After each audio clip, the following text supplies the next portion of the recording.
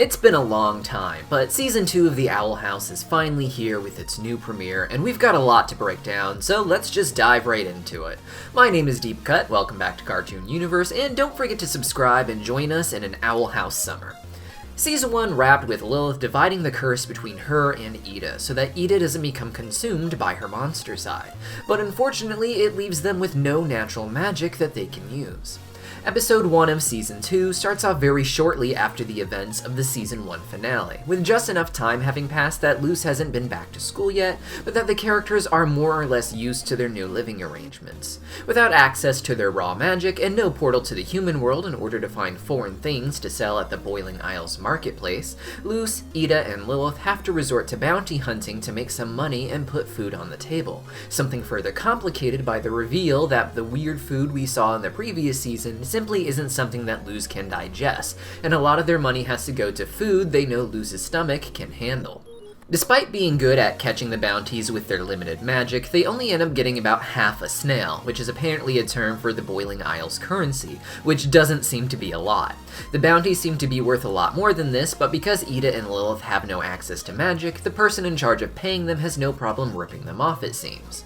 We were recently given a promo for Season 2 that showcased Luz trying to send video messages to her mom, with an extended version of that scene showcasing Lilith and Ida being in this episode, but it turns out the videos are not going through. We do know that her messages were sending before, but perhaps without the close proximity of the door, or with it being somewhat broken, signals can't travel from the Boiling Isles to the human world at the moment. There's a shot of Luz's mother in the teaser involving a crazy crime-solving corkboard in the background that indicates that she is on the hunt to find her daughter, and there are some indications in the background of supernatural stuff, so whether this is after getting more messages or just receiving the ones from the finale, we cannot say. Like with every single episode before, Luz decides to disobey Ida and decides to go off hunting for a big bounty to help feed everyone. To do this, she joins what looks like a Boiling Isles pirate crew in hunting the beast, but little does she know that this is the Emperor's plan, as the ship itself is one of the Emperor's ships, one holding the Golden Guard. The Golden Guard first appeared at the end of Season 1 as an ominous lackey to the Emperor to sort of set up who the primary villain we will interact with this season now that Lilith had joined the Owl House crew, and the Emperor is still just too important to do all that himself. In this episode, we see through the posters that he is known as the Golden Guard. Lilith describes him as a sort of young genius that the Emperor took a vested interest in, which in many ways makes him the polar opposite of Luz. The show focuses primarily on female relationships, including female friendships, female mentorships, sisters, and even female romantic interests, but the primary villain is of course a man, Emperor Belos. It would only make sense for him to have his own student he has been teaching in the ways of more civilized magic, and inevitably there will be a battle where Luz will have to prove that learning Ida's wild magic is what will make her a better witch than the Golden Guard. While on the ship, Luz has a chance to show off just how much she has grown with her magic and the 4 simple elemental glyphs, finding unique ways to use the glyphs, combining them against each other, and using just a little bit of cartoon logic to get the job done.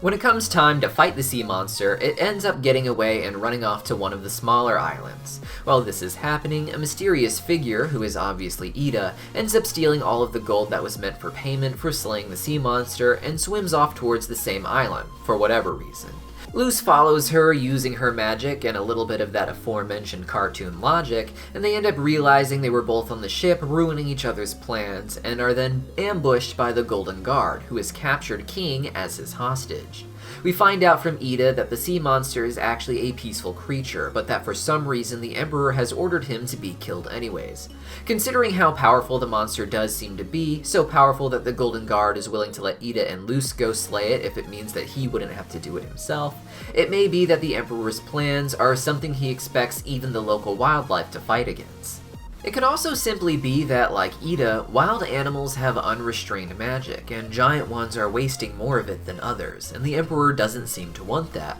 but it is hard to say exactly where this is going at this point in time. Luz and Ida manage to fake killing the beast by using shadow puppets and some of Luz's glyphs, and they get King back. Real quick, there is more interesting stuff to break down, particularly about how this episode shows the coven system's flaws, but really quick, I just wanted to let you guys know that we got new Owl House themed t-shirts in the Cartoon Universe merch store. We've got the classic Witches Before Wizards tee, as well as 4 other awesome glyphs, and you can get them in jackets and t-shirts and sweaters. The link will be in the pinned comment down below. Go and check it out. Throughout the episode, there is a B-plot focusing on Lilith, her adjustments to living at the Owl House and giving up her old life and powers, and her becoming friends with Hooty. It is a weird combination, but it helps balance out the show a bit. Lilith and Ida will have plenty of screen time together, but Lilith needs her own sidekick to interact with and get into shenanigans with when Ida and Luce are on their own adventures. And it's good to know that Lilith joining the main cast isn't going to put the other character dynamics on the back burner.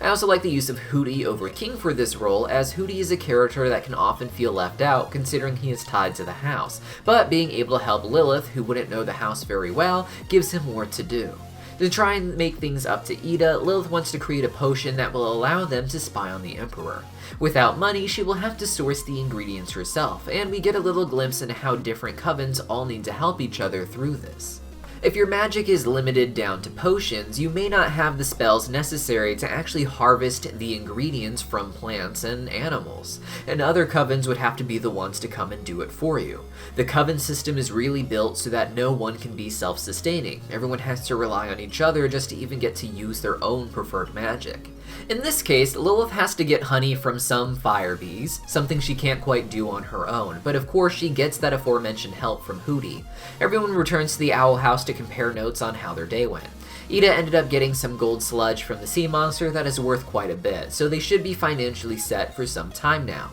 Lilith's potion is a success, and we mostly just see guards standing around being dorks. In the last moment though, we zoom past the door to see the Emperor is getting a lot closer to completing his door to the human world. Interestingly, the Emperor was not wearing his mask when this started, and on top of that we can see his hair for the first time ever. We knew the Emperor was pretty old, but here we can see that he has very long gray old man hair. This was something I expected to be closer to the end of Season 2 from the teaser, or at the very least the end of the first half, but having this in the first episode may bode well for the upcoming story progression, and I'm excited to see where it goes. That is all I was able to find from the first episode of the second season of the Owl House, but I always miss things, whether by accident or on purpose, so go ahead and leave me a comment down below talking about anything I didn't cover here so that other fans who might have missed it could see it too.